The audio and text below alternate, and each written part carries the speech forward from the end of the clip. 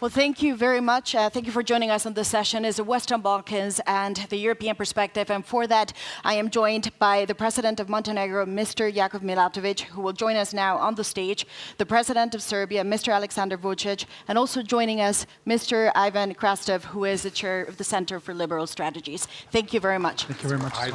Ivan.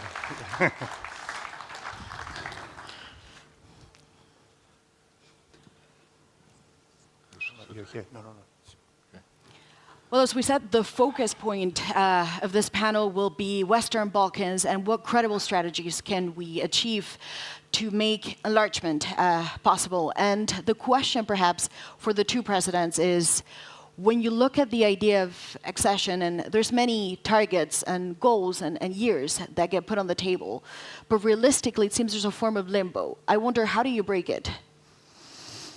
Well, first of all, let me say how great it is to be here at GLOBSEC, this time in Prague, and to speak about the Western Balkans and the EU accession of the Western Balkans. Perhaps given the fact that we have all followed Great Olympics in Paris, we all thought that the accession process would be sort of a 400 meters race. But it ended up being a marathon with hurdles. Montenegro has opened the accession process back in 2012, started negotiation chapters, and we are still in the process. We are a front runner, but whenever I speak with my European colleagues, I always say that we are tired of front running, and we would like to come to the final stage. And now the goal is to become the 28th member state of the EU as of 2028. That's the goal, and this is an ambitious goal, but I would very much hope to be also a realistic goal.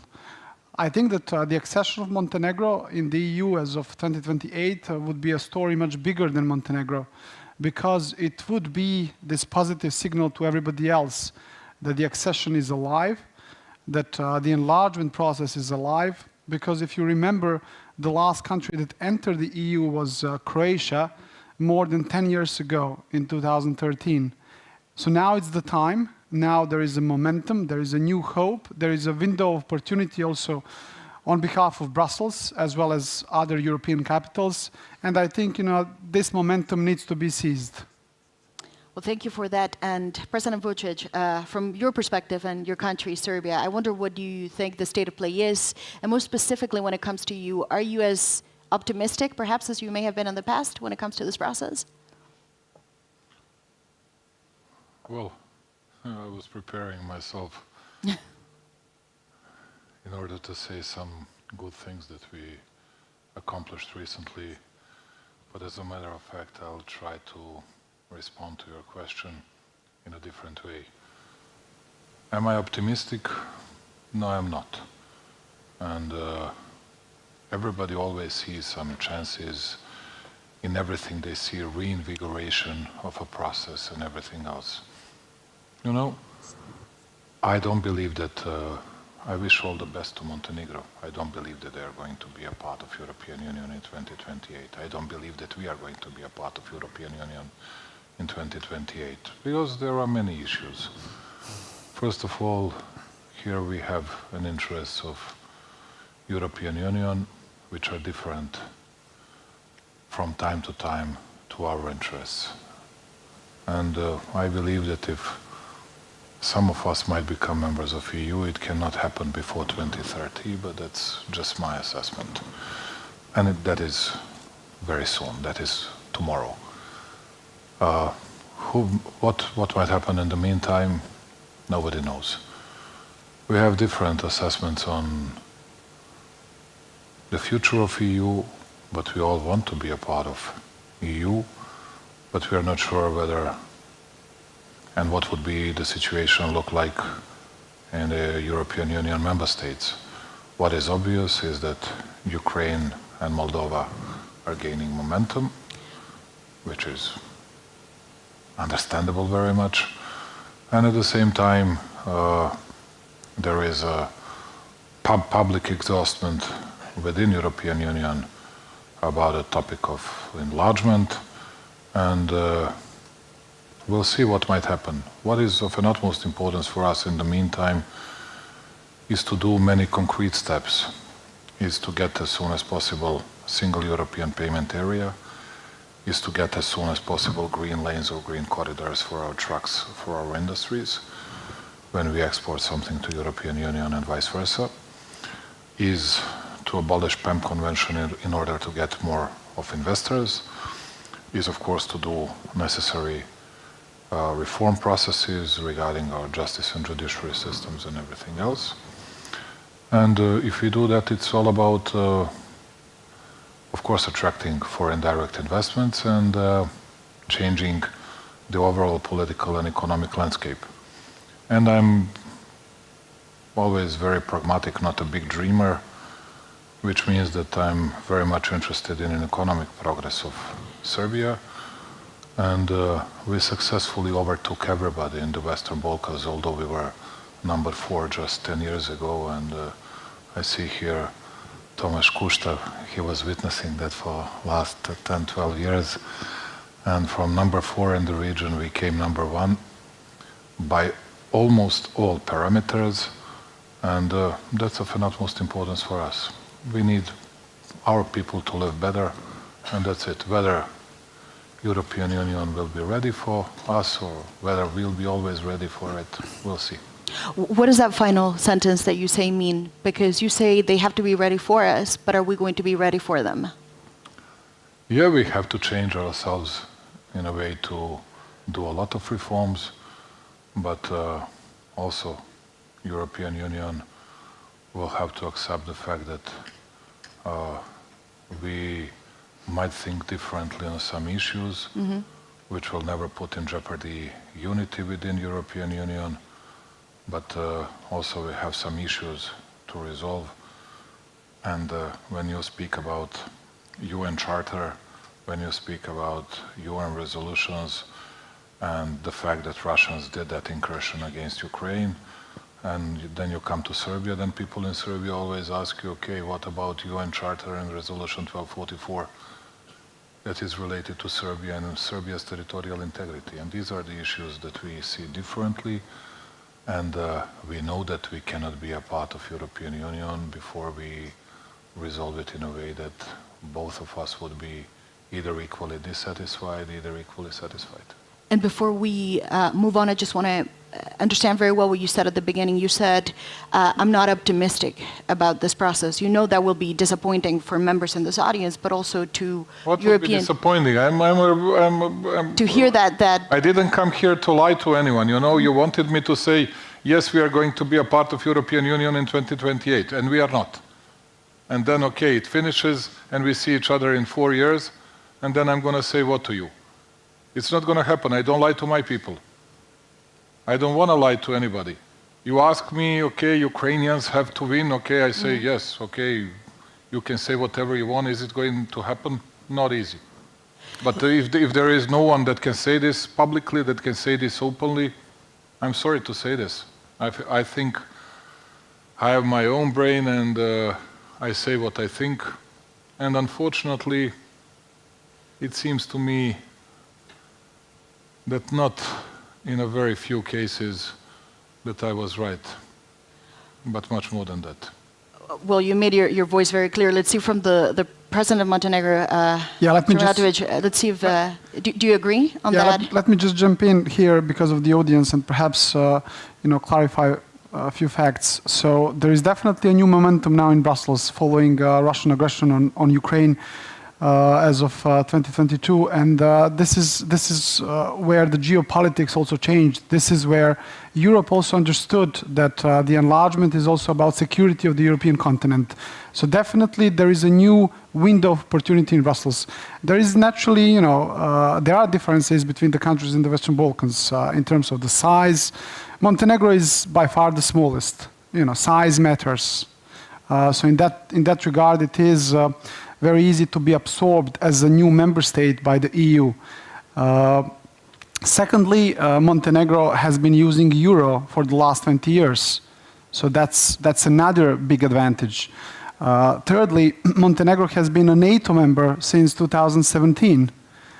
So in terms of the geopolitics, military alliance, and everything else, there is already there. Fourthly, Montenegro has been aligning 100% our foreign security policy with the one of the EU for the last 10 years. And those are all advantages. Montenegro is the only country from the region that has opened all the chapters. We have closed 3 so far, and according to the new methodology, which has been suggested by France and adopted by all the candidate countries, you know that you first need to make a sort of a significant progress in terms of the rule of law chapters in order to start closing some other more technical chapters. So at the beginning of this year, Montenegro did pass that step. And sort of within the rule of law chapters, we were marked by the European Commission to have made significant progress or adequate progress in order to start closing the other chapters. So there is a hope that by the end of the year, we will be able to close, a few more chapters.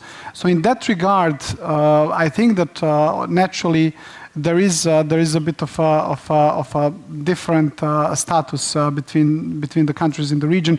And again, let me be very clear and frank here. It is in the national interest of Montenegro that the whole region becomes a part of the EU. That's it. Every success made by Serbia, by Croatia, by Albania, by Bosnia is success of Montenegro. This is how we look at the neighborhood, and this is how I think should sort of we all look at the neighborhood, because ultimately the regional integration is another part of the story for the EU integration. I think that we all forget how the EU idea started with the regional economic integration, and this is also, I believe, where we all think about the EU in the same way in the region, basically fostering regional economic integration as well. But to go to the point, if I hear what you say, your tone is radically different, and you're saying this will happen in this decade. Listen, I'm doing this job in order to make Montenegro becoming the member of the EU. Maybe I'm too optimistic. Let's see. We can have this discussion in 2028, 2030, doesn't really matter. I understand the points that Alexander is saying, and you also obviously understand that we are presidents of 2 different countries. Absolutely. That are different in these, in a number of things that I have just mentioned. And that is entirely fair. Yeah, the issue is that he was mentioning that in order to say that Serbia is different to Montenegro on all these issues, and I agree. We did not align fully with European Union decisions on sanctions against Russia. And as you can see, I'm not hiding it. I'm saying that very openly. And that's why we have our own politics. He was saying that they were using euro for 20 years. No, we have our own currency, and we are very proud to have our own currency, and we believe that is our advantage, not there. They are part of NATO. We are not part of NATO as well, because we were bombed by NATO in 1999, although we have a very good relationship with NATO. With the increasing level of cooperation, and I can say that we count on NATO to protect Serbian population in Kosovo, particularly in North Kosovo. And at the end, we are not the smallest, we are the biggest. Although we are small, we are the biggest in the Western Balkans. And to tell you the truth, I believe that, yes, success of every single country or entity in our region is good for us as well. But I believe that I'm more realistic and at least a bit more experienced on these issues. We have the same goal, becoming a part of European Union, but to me it's always of an utmost importance what I can do for the benefit and in favor of my own country. And that's what our job is all about. And thinking about and speaking about new winds, I have seen so many winds so far, and tailwinds and headwinds in Brussels, and it is changeable and nobody knows what might happen in 6 months or a year because of situation in Ukraine, situation in the Middle East, situation in Europe itself. And I hope that we'll be able to keep peace, tranquility and stability in the region. Everything else, at the end, it's all about economic activities, and it goes well. We, I think, have a big chance with critical raw material politics that can be a very boosting the booming new area, not only for Serbia but for all of us. And at the same time, I hope that growth agenda and reform agenda can help us a lot. And it's not about getting some money, because 100 or 500 million will not save us, but it will be another good signal. It will create a better image of an entire region, of all of us. That's very important, and we need to deliver on that. And these are important tasks, and dreaming is good, but at the end, we have to deliver something real to our people. And I hope that he is right, to tell you the truth. I believe that I'm right, but I hope that he is right. And I hope that we'll all become member of EU much earlier than I expected. And President Vučić, just to go back to earlier, you mentioned Ukraine, you mentioned Russia, and you also said, I'm not hiding and I'm not scared of speaking what is my truth. Of course. So it's not my truth. It's truth.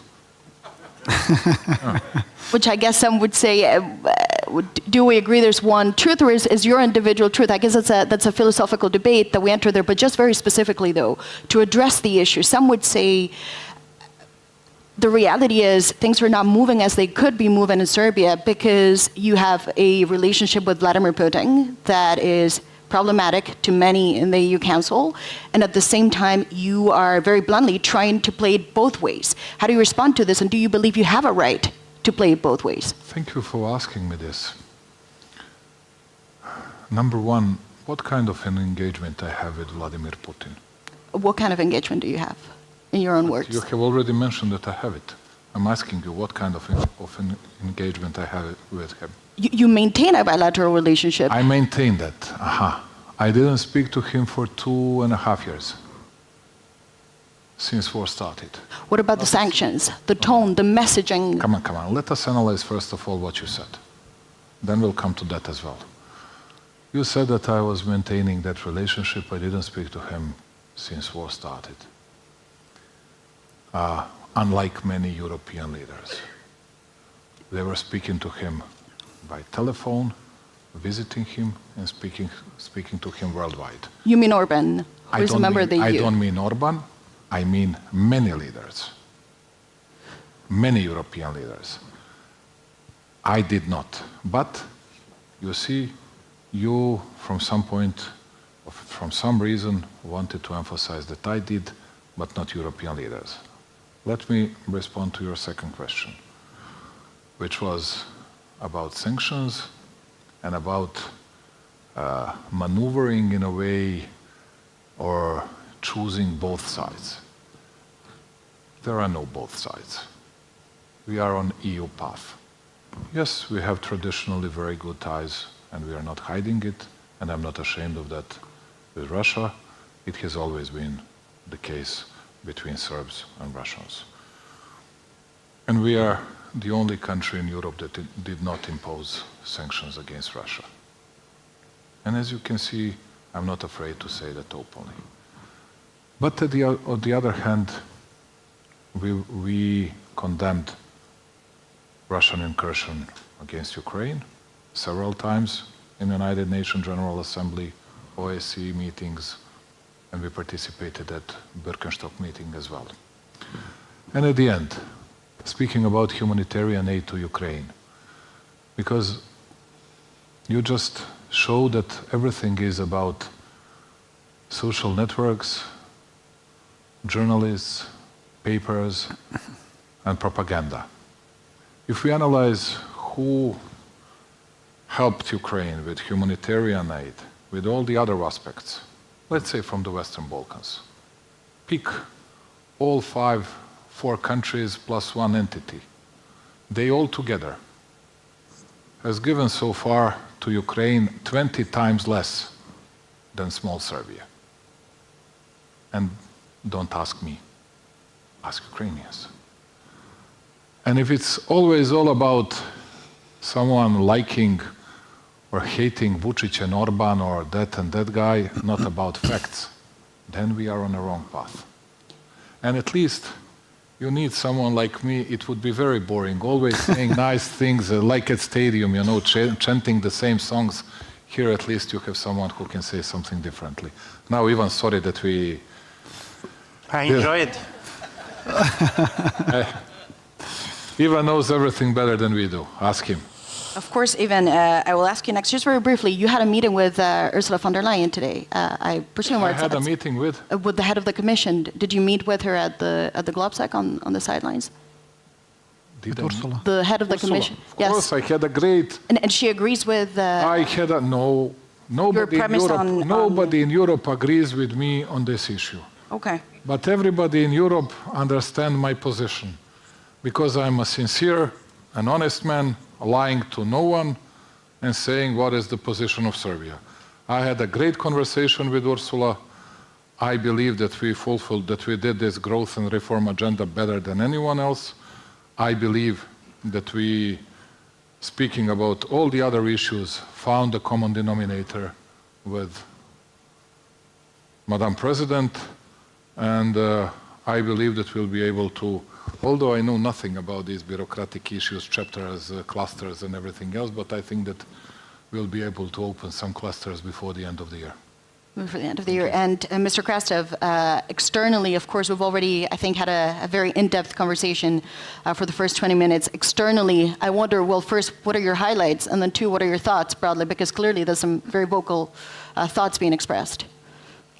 Listen, Kaplan has this nice saying that if you want to understand world events, you begin with looking at the map and you end up with reading Shakespeare. And I do believe that there is something in it, because there's 3 things that, at least for me, are very important. The logic of the enlargement and the objectives of the enlargement today were not the same as there was 3 years ago. We're talking about the consolidation of the security, political, and economic space in Europe. So from this point of view, we're not simply about getting countries in the EU, we're in the period of remaking of the European Union. It's a different period. How it's going to end up, and by the way, what is common between the optimists and pessimists is that both of them believe that they know how the future is going to look like. In a sense, we are much more open on this.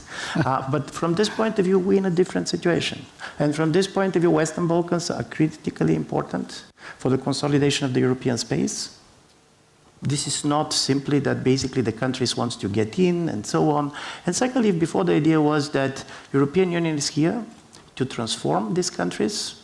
Also, these countries are there not to allow somebody from outside to transform the European Union.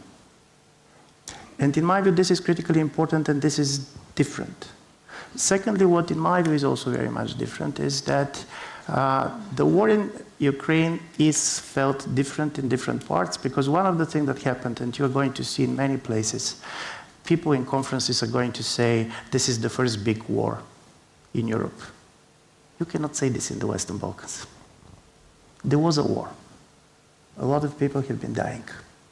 And by the way, people are not realizing to what extent what we are seeing as an unraveling of the international order also has its roots in the Balkans. I do believe that it was in the plane in which then Prime Minister of Russia, Mr. Primakov, turned the plane during the beginning of the operation in Kosovo, when the first draft of the Putin speech in Munich in 2007 was written. So from this point of view, basically what is happening in the Western Balkans and in the post-Soviet space was always very much connected. Back then, in the 1990s, the idea was that what is happening in the Balkans does not matter for the other part of Europe. The idea was it was exceptional, the idea of the Balkanization and so on. But I'm going to ask you a question. Imagine 2 political scientists. One, in 1990s, living in Prague or Warsaw, and believing that what he is seeing is the future. And the other staying in Belgrade or Sarajevo, and believing that what he is seeing is the future. Who of them knows better where we are now? And I do believe from this point of view, integrating also some of the political stories is important. And from this point of view, all the talk about the Western Balkans is not a technical talk anymore. Serbia is in a particular position, to be honest, not simply because of the war. Serbia has a very strong legacy of the Yugoslav kind of a Tito position of hedging. Yugoslavia has benefiting from this. To be honest, this was the position of Mr. Koštunica, whom I remember. It was position of Mr. Tadic. All the countries has here. But now European Union is reconciling its borders. In my view, what is really changed for the last 3 years is the nature of the borders, and for the first time, European Union wants to know where the borders are. Before, the idea was we have a hard budget and soft borders. Now, basically, we have a soft budget, but we need a hard borders.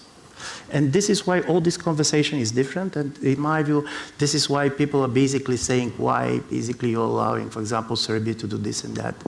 Listen, you cannot on Monday praise Serbia on lithium, and on Tuesday basically to say you should do this and that. And I do believe that also Serbian position is going to be basically changing over the time, because everything that you're doing is going to push you in one direction or the other. The problem with staying on the fence is that fences are even worse than walls. They can collapse on their own. And from this point of view, this is, in my view, the moment in which we are. You cannot integrate the Balkans in the European Union just getting one country, because on this level they're going to be a black hole. And by the way, our countries are not doing well. My friend Ramzi Lani is here. I'm always basically quoting him on this because he gave the best political description of what happened recently. He said in the Balkans we made a transition from repressive to depressive regimes. And one of the stories, there is an economic development of some of the countries, but we have a major demographic problems. And basically the countries cannot stay where they are. They're either going to be moved, they're going to be integrated in some way, or then people are going to decide to join Europe individually. By the way, Serbia is a very interesting story because you have a huge number of Russians and Ukrainians in the country. This is new, by the way. This is, in a certain way, the part of the story with the Western Balkans is that there are not people from the Western Balkans anymore going to Russia. Even Bulgarians don't go to Russia anymore. But suddenly, basically, Russians, Ukrainians, you have a lot of people coming to these countries. This is also a new reality that we're not talking about. I don't know what is exactly the number of people who are coming. By the way, many of these people are totally unfriendly to the Putin's regime.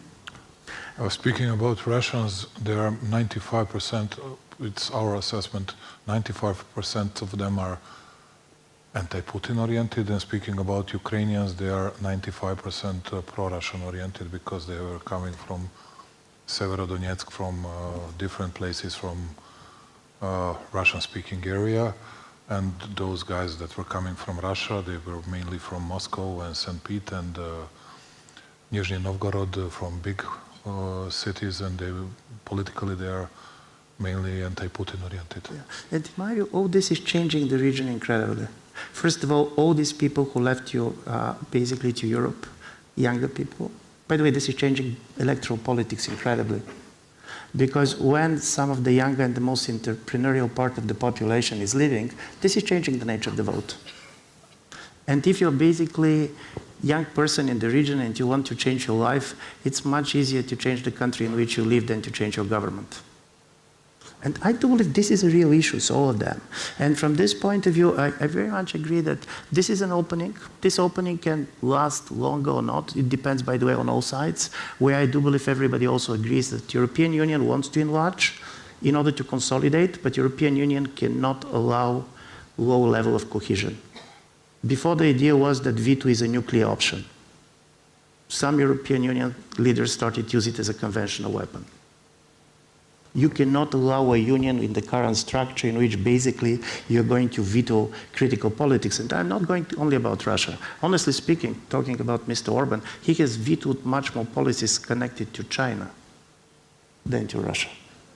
And from this point of view, these are trade-offs that are going to happen, and they're going to be trade-offs on the Serbian side, they're going to be trade-offs on the European side, and I do believe that, of course, the only thing that is that countries should decide at some point, not simply do they want to get the European Union, but what kind of European Union they want to be part of. No, we want to, Ivan, you know everything better than I do. Ivan is a type of a man that is, and he is a man that is very much respected in my country, and we all listen to him and we all read whatever he writes. This was for free, by the way. It was not. Thank you.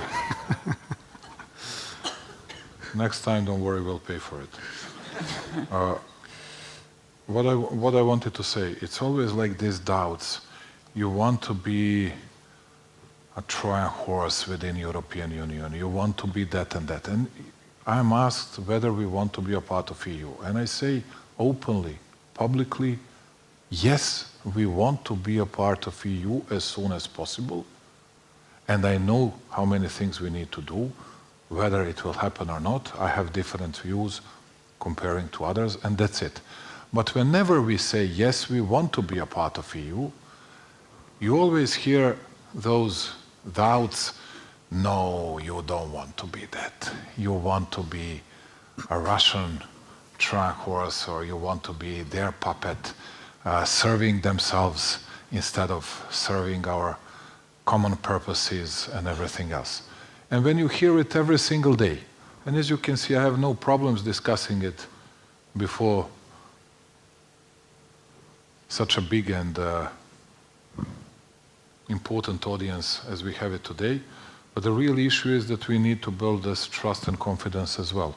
That's why I believe that the last visits of Olaf Scholz and Emmanuel Macron, which lasted till yesterday afternoon, were very important to us. We had Bill Burns in Serbia very recently as well, and I hope that we'll be able to reach that kind of common denominator in our all interests that will bring us closer to EU. But you know, when we say something, someone has to believe in that, because we are not even hiding anything. As you know, Ivan, at least we are not hiding anything. And if you want to believe us, if you want to see that, then good. If someone doesn't want to see that, and they have their prejudices or whatever else, then it's very difficult for us to explain our position. But President, just on that note, you are saying they don't want to see it, they create a narrative, the journalists, the media, and so on. Do you believe really in all of this? There isn't at least something, a part of the criticism, at least a form of misunderstanding then, in communications between yourself and interlocutors that may be valid? I mean, do you recognize there may be parts of your policy that have been misunderstood by a part of their European colleagues? I believe that people that are really in charge, people that are not only knowledgeable, but that are not superficial, and the real leaders cannot be superficial. They cannot have that kind of approach. I believe that they know everything. But of course, it's, I discussed that with our friend Vlado Bilček. We had some tough discussions in the past, but it was, and it has always been, and it's today all about image creating, image making. And I do agree with you. I'm not a charming person. I don't know how to flatter everybody, you know, how to be a part of a crowded stadium. You know, I used to be a big football fan when I was young, you know, but now I don't miss that. And it's very difficult for me to say, yes, we're going to win tomorrow, if I don't see that. I don't want to lie to myself. I don't want to lie to anyone else.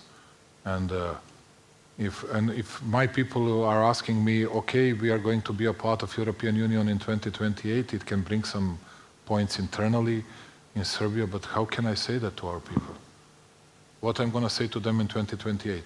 That I was lying to them? Or I was stupid not to see that it was not possible?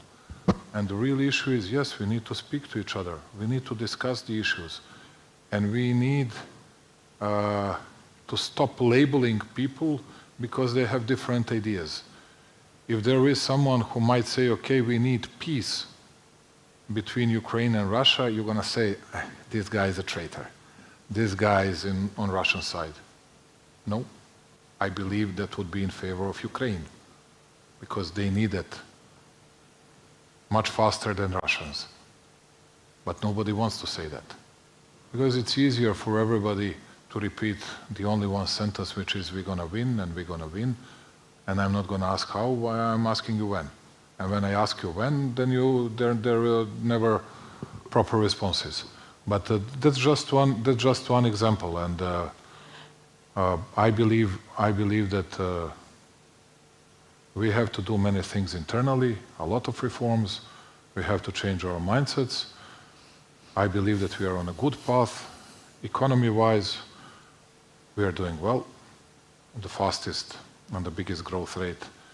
1 out of 2 countries with the biggest growth rate in first half of a year, plus 4.4%. And hopefully we'll be able to carry on with the same. And sir, and also to you, President Milatovic, first of all, if you want to respond and make a case on the thoughts that you've heard, but also we see that inevitably the idea of Ukraine and the war has spilled into this debate of enlargement. And I wonder, do you believe this is going to hinder progress, or actually can it be an accelerator? Because the Ukrainians here, they say it has made everything very clear. It's become black and white for them. It will accelerate things for the better.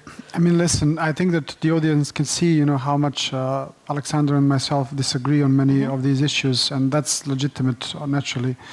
You know, going back to what he said about the legacy of the non-alignment movement, I mean, Serbia was only 1 out of the 6 federal states of the former Yugoslavia, and you know, the policy making was made by many people outside of Serbia, by Croats, Slovenians, Montenegrins, probably you know, relatively the highest share in terms of the policy making, given the fact of the size of Montenegro.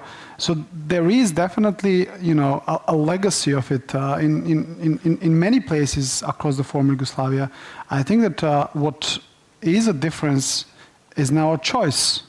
There is a clear choice. Where do you want to go? For Montenegro, that's clear. I don't know whether that's clear for Serbia. And again, it's a legitimate thing, you know, to have sort of a bit of an unclear way where they want to go. I think that Serbia, as the biggest economy in the region, is naturally important. You know that we all speak basically the same language, so this is why you know, the news, the Serbian language. Well, you know, it's. You know, you speak Serbian language. I do. Okay. You know, and that's basically linguistically the language is the same.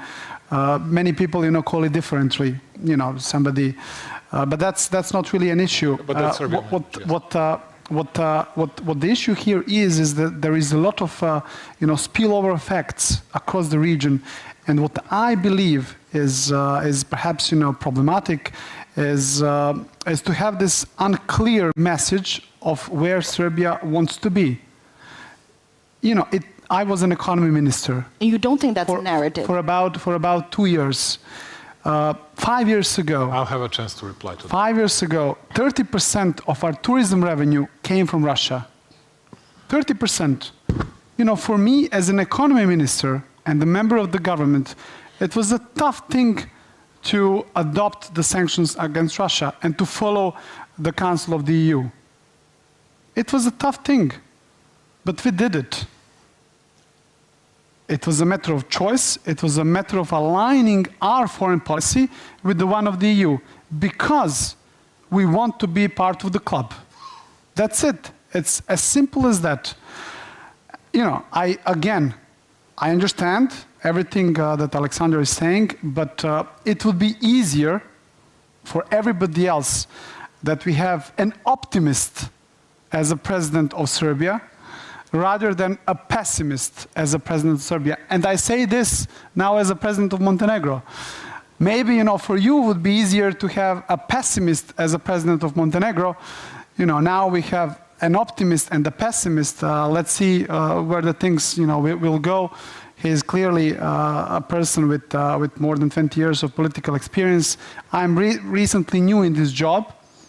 Maybe this is why I'm. That's, you know, fresh perspective. Maybe this is why I'm an optimist. But even yesterday, when I spoke with you mentioned Mrs. von der Leyen, I had the meeting with her, and I truly believe, and I think that now she also believes that Montenegro can and will become a member state during her mandate. Because, again, it is a story bigger than Montenegro, and I think it would be a massive signal for other countries in the Western Balkans, for the countries of the Eastern neighborhood, And perhaps it would also help pessimists becoming optimists, including Alexander. Good. There are some things to be added. First of all, it's not that clear and it's not that easy. You forgot to say something. Speaking about unclear messages, that's what I have always been talking about. I had a very clear message even today about EU path. But many people from the region, together with some others, were always insisting on unclear message, because it fitted well to your stories. You wouldn't be that good if there is no bad Serbia. And you're speaking about easy choices. And you forgot to say, mentioning 6 republics. Yeah, there were 6 republics. But even speaking about Montenegro and many Western countries, in the meantime, you took a part of that one republic, which is Serbia. And you recognized Kosovo's independence. And it was done not in accordance with the UN Charter, not in accordance with UN Resolution 1244, and that was done against the law. And attack against Serbia was done with no decision of United Nations Security Council. That's a small difference between us, which is not that small. Which means, yes, we are on our EU path, and the biggest problem for Serbia, not to lie to each other, is our relationship with Pristina. Just for you to know. It's not all this stuff on Ukraine, because all these political decision makers, they know everything. They know everything.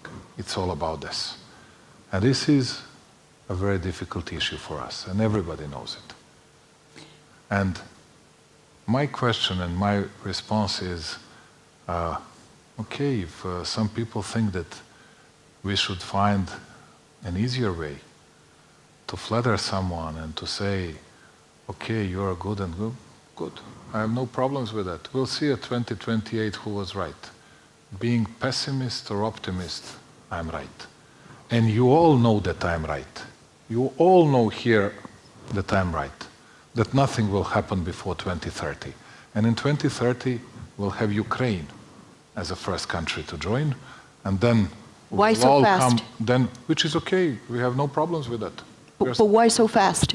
Some would say there was a much bigger limbo for other countries at the same candidacy status. You're willing to say, I don't see this happening for us in 28 or 30, but now you did give a date for Ukraine. I believe that Ukraine is going to be a part of European Union before 2030. And why so? Why can you not? Why are you negative and not optimistic about your prospects? I'm not negative, I'm a realist. I'm a realist. And But- then but after what is that, the why then? After that, I believe that Serbia, Albania, Montenegro, and hopefully if Krastev's Bulgaria will allow North Macedonia to join it, I believe that that might happen as well. And on But that, after Ukraine joins Europe. That's what I believe. We'll see whether I was right or not. so that's your prediction. Can I ask another prediction? Who do you think is going to win the US election? Does it matter to you in any way, given that you seem to have very strong instincts about names and dates? No, you have strong instincts about dates and years because you were predicting 2028. I was saying, no, it's not going to happen. I don't know. No preference.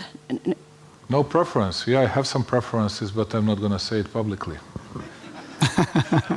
Can you predict who is going to win Bulgarian Yes, elections? yes. Yes, I can. You'll have another elections. And just as a 8 in 4 years.